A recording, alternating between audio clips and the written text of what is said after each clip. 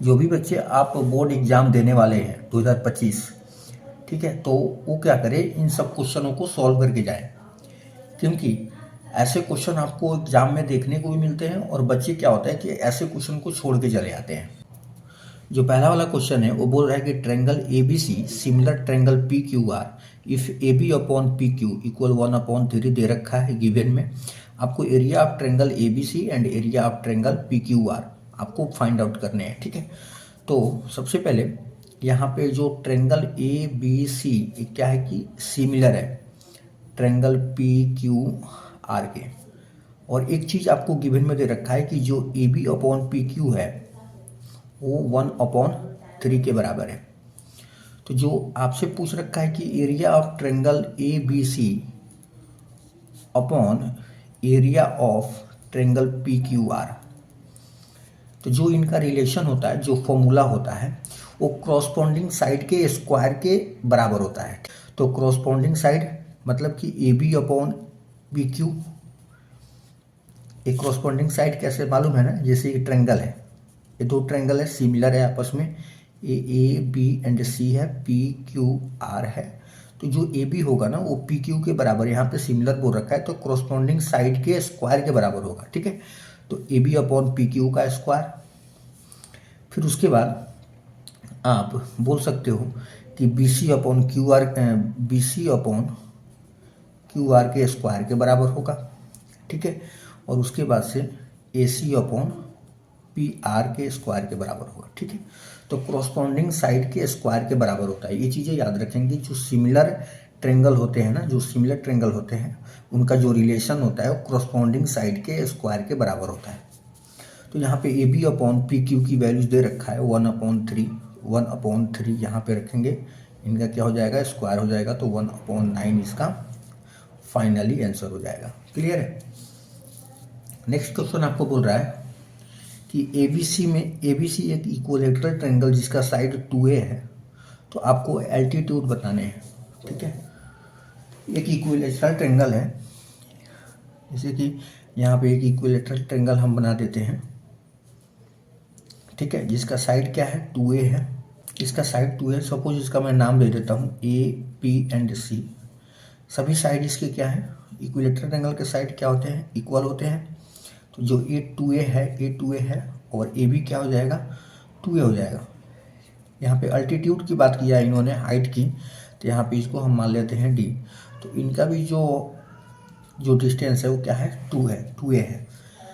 अब देखिए जो एल्टीट्यूड होता है ना, जो एल्टीट्यूड होता है वो √3/2 इंटू साइड होता है, ठीक है। याद ही रखेंगे इक्विलेटरल ट्रायंगल का। तो √3/2 और साइड दे रखा है 2A, यहाँ से कैंसिल हो जाएगा, तो आपका जो आंसर होगा वो √2A होगा, जो इसका एल्टीट्यूड होगा जो इक्विलेटरल ट्रायंगल का, √3A इसका आंसर हो जाएगा।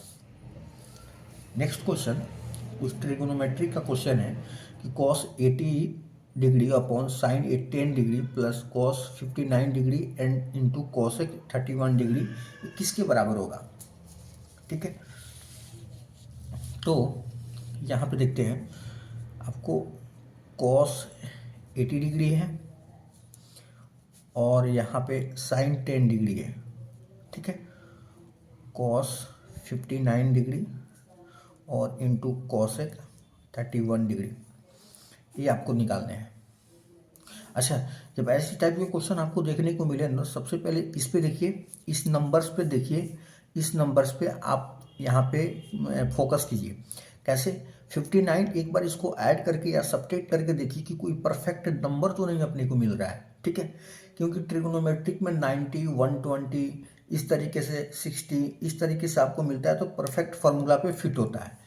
तो वहाँ पे 59 और 31 को आप ऐड करेंगे तो देखिए 90 आ रहा है, ठीक है, 90 आ रहा है। अब आपको एक फॉर्मूला आपको मालूम होगा कि साइन 90 डिग्री माइनस थीटा क्या होता है, कॉस थीटा होता है। और कॉस का रिलेशन जो होता है 90 डिग्री माइनस थीटा, वो क्या होता है, साइन थीटा होता है। बस, अब 90 का रिलेशन आपको मालूम चल गया कि 90 में से कुछ भी घटेगा वो कॉस थीटा के बराबर होगा। यहाँ पे जो होगा वो यहाँ पे होगा, ठीक है, जो यहाँ पे होगा वो यहाँ पे होगा। तो देखिए इसको क्या हम लिख सकते हैं यहाँ पे इसको हम लिख सकते हैं cos 90 degree minus 10 degree 80 degree हो जाएगा। और अपॉन में इसको कुछ करना नहीं है, एक को ही आप चेंज करना, दूसरे को एजेटिक रखना है, प्लस कॉस, इसको हम लिख सकते हैं 90 डिग्री माइनस 31 डिग्री। ठीक है, जब एक को चेंज कर दिए तो दूसरे को आप एजेटिक रखें। ठीक है, अब देखिए cos 90 minus theta sine theta, तो ये आ गया साइन 10 डिग्री अपॉन में यहाँ पे साइन 10 डिग्री, और ये कितना आ जाएगा साइन साइन 31 डिग्री और इंटू ये है कॉसेक 31 डिग्री। तो यहाँ से दो आपको ध्यान में रखने हैं इन्फॉर्मेशन। तीसरा इन्फॉर्मेशन यहाँ में इसमें ये लगेगा कि साइन किसके बराबर होता है, साइन होता है 1 अपॉन कॉसेक के बराबर। ठीक है, 1 अपॉन यहाँ पे कुछ भी हो सकता है वेरिएबल, यहाँ पे कुछ भी थीटा हो सकता है, कुछ भी हो सकता है, तो इसको हम नहीं लिखे हैं। लेकिन ये चीज़ें साइन जो होता है 1 बाई कॉसेक के बराबर होता है, या फिर कॉसेक कह लो वो 1 बाई साइन के बराबर होता है। ठीक है, ये वाला तो यहाँ पे चेंज होता रहेगा, ये यहाँ पे आएगा तो यहाँ पे आएगा। ठीक है, अब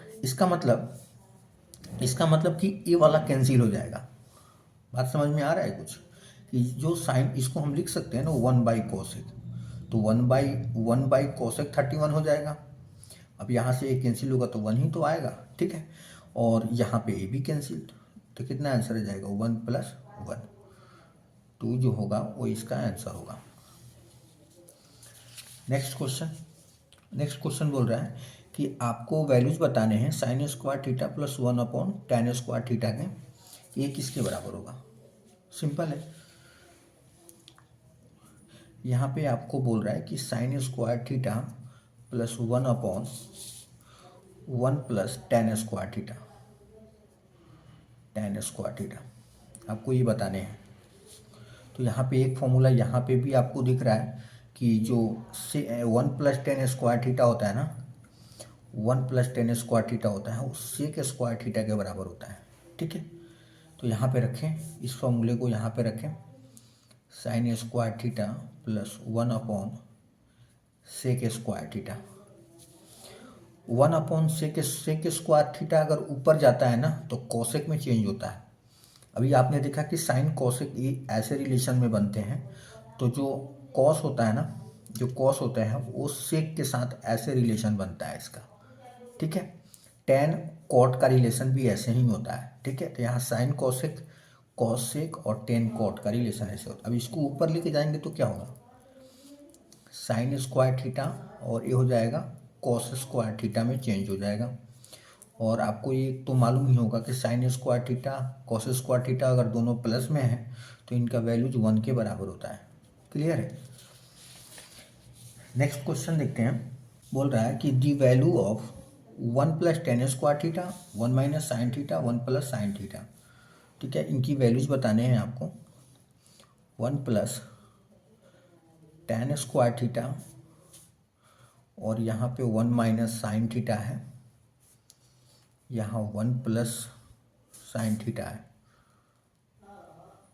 ठीक है, अच्छा ए माइनस बी ए प्लस बी, ये क्या होता है, ए माइनस बी और ए प्लस बी ए स्क्वायर माइनस बी स्क्वायर के बराबर होता है। ठीक है, तो यहाँ पे हम लिख सकते हैं ए स्क्वायर माइनस बी स्क्वायर के बराबर। ठीक है, 1 प्लस टेन स्क्वायर थीटा जो होता है, इसको तब तक के लिए ये टिक रखते हैं, इसको लिखते हैं ए माइनस बी और ए प्लस बी, ए स्क्वायर और माइनस बी स्क्वायर, तो 1 माइनस साइन स्क्वायर थीटा। ठीक है, 1 प्लस टेन स्क्वायर थीटा अभी बताए थे हम कि 1 प्लस जो टेन स्क्वायर थीटा होता है वो सेक स्क्वायर थीटा के बराबर होता है, सेक स्क्वायर थीटा के बराबर होता है। और 1 माइनस साइन स्क्वायर जो थीटा होता है ना, जो साइन स्क्वायर थीटा होता है वो कॉस स्क्वायर थीटा के बराबर होता है। अभी कहाँ से आया, सिंपल है, आप अभी इसको आप इधर लेके जाओ, इधर आप लेके जाओ कॉस स्क्वायर थीटा, और ये माइनस का है ना, इधर आएगा तो प्लस का साइन स्क्वायर थीटा। अभी तो देखे थे कि cos square theta plus sign square theta 1 होता है, कि जब 1 होता है तो इसको हम इधर लेके आए तो ये कॉस स्क्वायर थीटा के बराबर हो जाएगा, ठीक है। तो इसकी जगह पे कॉस स्क्वायर थीटा, इसकी जगह पे सेक स्क्वायर थीटा, ये हो जाएगा सेक स्क्वायर थीटा और इंटू कॉस स्क्वायर थीटा। और इन दोनों का रिलेशन ऐसे अगर मल्टीप्लाई में है तो दोनों कट जाएंगे। कैसे? सेक स्क्वायर थीटा जो होता है ना, कॉस स्क्वायर थीटा को 1/सेक स्क्वायर थीटा लिख सकते हैं। अब यहाँ से ऐसे कैंसिल करो या यहीं पे समझ के कैंसिल कर दो, इनकी वैल्यूज 1 के बराबर, ठीक है। Next question, the ratio of the length of a vertical rod and the length of its shadow is 1:√3। Find the angle of elevation of the sun at this moment. Clear है? यहाँ पे बोल रहा है कि एक ऊर्ध्वाधर छड़ की जो लंबाई है ना तथा इसकी छाया की लंबाई, एक ऊर्ध्वाधर छड़ की लंबाई तथा इसकी छाया की जो लंबाई का जो अनुपात है ना 1:√3 है। तो सूर्य का जो उन्नयन कोण है ना, जो सूर्य का उन्नयन कोण है, सूर्य का उन्नयन कोण आपको बताने हैं कितना होगा, ठीक है। ओके, यहाँ पे देखिए एक छड़ मैंने यहाँ पे बना लेते हैं। सबसे पहले एक छड़ है और इसका क्या है, छाया हमने यहाँ पे बना लिया, ठीक है। तो जो जो सूर्य का जो उन्नयन कोण है ना, जो सूर्य का उन्नयन कोण है ना, ठीक है, जो सूर्य का जो उन्नयन कोण इस पे बनेगा वो एक एंगल बनाएगा जिसका नाम हम यहाँ पे थीटा दे देते हैं, ठीक है। अब यहाँ पे ध्यान देंगे, जो छड़ की लंबाई है, जो छड़ की लंबाई है अपॉन छाया की लंबाई, क्योंकि रेशियो की बात किया है इन्होंने, तो छाया की लंबाई वो 1/√3 हो जाएगा। 1:√3 है, ठीक है। तो थोड़ा देर के लिए हम छड़ की लंबाई को x ले लेते हैं। जब इसको हम x लेते हैं तो ये क्या हो जाएगा, √3x हो जाएगा, ठीक है। तो छड़ की लंबाई, और यहाँ पे ऐसे में आप इस थीटा को निकालने हैं ना, आपको कितने एंगल का कोण बनाएगा, जो सूर्य का उन्नयन कोण उससे पड़ रहा है, तो कितने एंगल का कोण बनाएगा, फाइंड दी एंगल, ठीक है। तो आपको इसमें tan थीटा लगा सकते हैं, क्योंकि ऐसे में अगर परपेंडिकुलर अपॉन बेस की बात हो रहा हो तो उसमें आप tan थीटा का यूज करें, ठीक है। तो tan थीटा क्या होता है, यहाँ पे कुछ नाम दे दो आप इसको, ABC, तो AB/BC हो जाएगा, AB/BC, क्योंकि यहाँ पे परपेंडिकुलर और ये रहा बेस, तो परपेंडिकुलर AB/BC, तो यहाँ पे tan थीटा जो AB है वो x है और BC क्या है, √3x है, ये कैंसिल हो जाएगा। तो tan थीटा जो होगा वो 1/√3 के बराबर होगा, ठीक है। अब यहाँ से थीटा हम कैसे निकालेंगे, tan का वो कौन सा मान है इनकी वैल्यूज 1/√3 आता है, ठीक है। तो tan 30 डिग्री का मान होता है, ठीक है, 30 डिग्री का जो मान होता है वो 1/√3 होता है। Okay, next question, to cons have their heights in the ratio 1:3 and radii in the ratio 3:1. What is the ratio of their volumes? Okay, तो इसमें हम बात करते हैं कि हाइट दे रखा है यहाँ पे, रेशियो का जो यहाँ पे जो कोन्स का जो हाइट है ना, रेशियो इनकी दे रखा है। तो यहाँ पे दो हाइट दे रखा है, तो H1 H2 ले लेते हैं, और यहाँ पे रेडियाई दे रखा है रेशियो 3:1 का, तो R1 R2 ले लेते हैं, ठीक है। उसके बाद से आप वॉल्यूम का फॉर्मूला लगा के आप इसे सॉल्व करें। तो नेक्स्ट क्वेश्चन है कि यहाँ पे आपको H1 of the cone, height of the कोन 1 और height of the two cons है ना, तो H1 H2 ले लेते हैं, 1:3 है, 1:3 को आप 1/3 भी लिख सकते हैं। और यहाँ पे रेडियाई ऑफ द रेशियो दे रखा है 3:1, तो ये R1/R2 दे रखा है 3:1, ठीक है। तो we know that volume of the cone क्या होता है, वॉल्यूम ऑफ द कोन क्या होता है, 1/3 πr² × h होता है, ठीक है। नाउ यहाँ पे वॉल्यूम V1/V2, ठीक है, आप क्या करें, पुट करते जाएं। एक बार आप इनको यहाँ पे R1H1 के फॉर्म में लिखें तो 1/3 वॉल्यूम 1 के लिए πr1² इंटू H1 और अपॉन 1/3 πr2² इंटू H2। 1/3 पाई और 1/3 पाई यहाँ पे कैंसिल हो जाएगा। यहाँ पे इसको लिख सकते हैं R1² H1 upon R2² H2।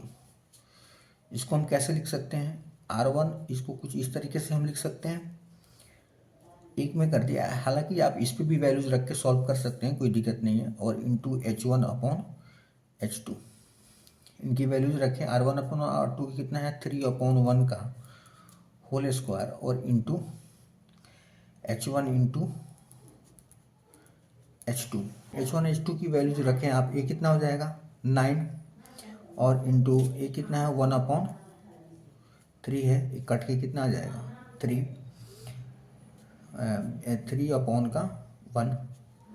3/1 तो 3 रेशियो, तो यहाँ पे V1/V2 कितना आ जाएगा 3/1 आ जाएगा। ये इसका फाइनल आंसर हो जाएगा। या फिर आप इसको ऐसे भी लिख सकते हो कि V1/V2, या ऐसे भी आपको ऑप्शन में दे सकता है, ठीक है। ऑप्शन अगर ऐसे पूछे तो ऑप्शन ऐसे भी दे सकता है 3:1, इसे ऐसे भी लिख सकते हैं डिवाइड के फॉर्म में, क्योंकि रेशियो जो होता है ना वो डिवाइड को ही फॉलो करता है। Next question, a letter of English alphabet is chosen at random, what is the probability that the chosen letter is a consonant. ठीक है, तो एक इंग्लिश अल्फ़ाबेट में कितने वॉवेल्स और कितने कॉन्सोनेंट होते हैं, क्योंकि प्रोबेबिलिटी की बात हो रहा है तो फिर आपको दोनों जानने हैं। तो क्वेश्चन में आपको एक अल्फ़ाबेट्स में 5 वॉवेल्स होता है, 5 वॉवेल्स एंड 21 कॉन्सोनेंट होता है, ओके। अब टोटल अल्फ़ाबेट्स कितने होते हैं, इसको दोनों को ऐड कर देंगे 5 + 21, तो ये टोटल अल्फ़ाबेट्स हो जाएंगे, ठीक है। यहाँ पे 26 अल्फ़ाबेट होगा, ओके। देन आपको कॉन्सोनेंट की प्रोबेबिलिटी आपको बतानी है, ठीक है। What is the probability that the consonant, तो यहाँ पे प्रोबेबिलिटी ऑफ कॉन्सोनेंट्स आपको बताने हैं। नंबर ऑफ कॉन्सोनेंट कितना होता है, नंबर ऑफ कॉन्सोनेंट कितना है 21 होता है, ठीक है। अब और टोटल अल्फ़ाबेट्स कितने हैं 26 है। अब उसके बाद प्रोबेबिलिटी निकाल दीजिए आप इनका। प्रोबेबिलिटी क्या होता है कि यहाँ पे फेवरेबल ऑफ आउटकम्स, ठीक है, और अपॉन में टोटल नंबर ऑफ आउटकम्स, ठीक है। तो फेवरेबल आउटकम कितने हैं 21 और टोटल नंबर ऑफ आउटकम कितने हैं 26, क्योंकि टोटल नंबर यही है ना, सभी को ऐड करके यहाँ पे आया है, और ये फेवरेबल वाला हो गया 21, तो यही क्या हो गया इसका आंसर हो जाएगा। Next question, a die is thrown once, what is the probability of getting a number less than 3, okay. एक डाई को थ्रो कर रहा है तो फिर उसको टोटल आउटकम इसके कितने हो जाएंगे, टोटल आउटकम्स कितने होंगे। जब एक डाई थ्रो होता है ना तो फिर 1 या आएगा, फिर 2 आएगा, या फिर 3 आएगा, या फिर 4, या फिर 5 एंड यानी 6। टोटल नंबर कितने हो गए 6 हो गए, ओके। अब नंबर लेस देन 3 बोल रखा है ना, नंबर लेस देन 3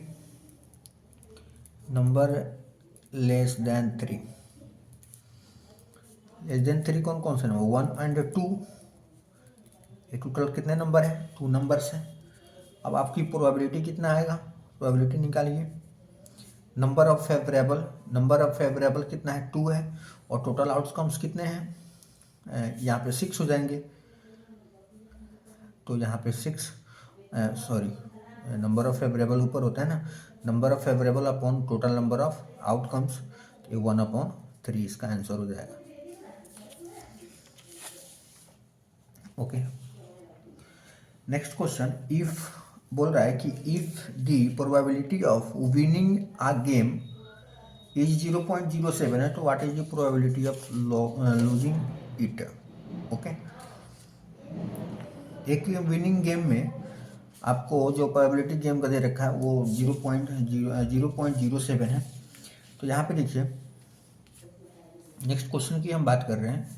यहाँ पे probability of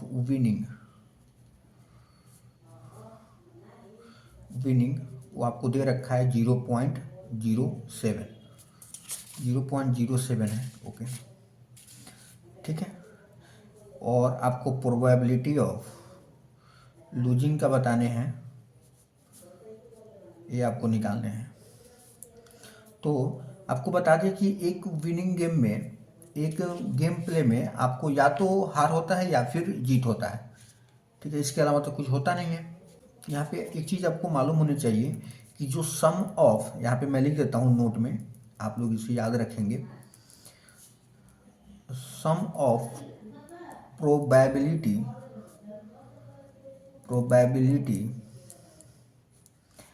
of an event वो इक्वल 1 के बराबर होता है। प्रोबेबिलिटी में जितने भी इवेंट होते हैं उन सबका सम कितने के बराबर होता है, 1 के बराबर होता है। ये चीज़ें याद रखेंगे, ठीक है।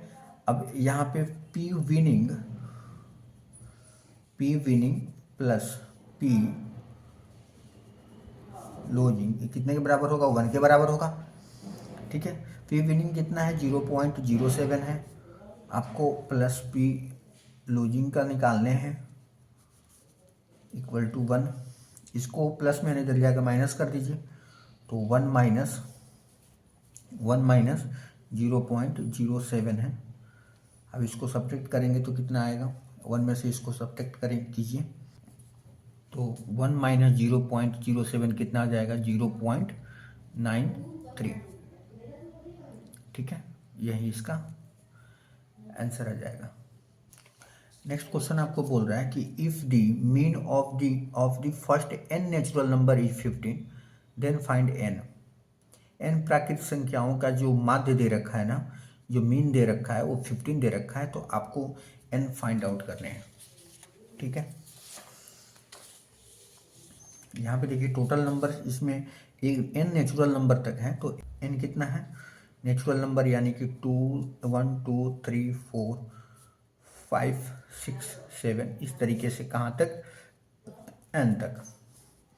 अच्छा, मीन क्या होता है, मीन क्या होता है, यहाँ पे सम ऑफ टोटल नंबर्स अपॉन में टोटल नंबर्स, ठीक है।